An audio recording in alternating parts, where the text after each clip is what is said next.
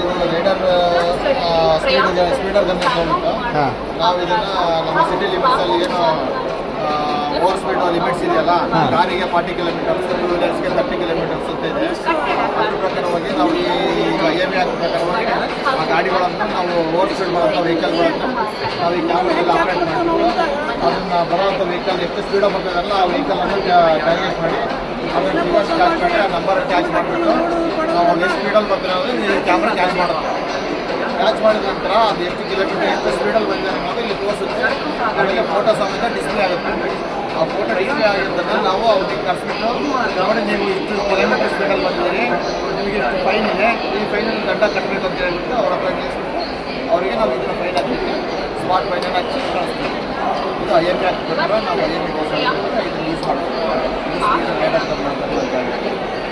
Display ಮಾಡ್ತೀವಿ. Sir ತಮ್ಮ ಹೆಸರು ಯಾವ ವಿಭಾಗ?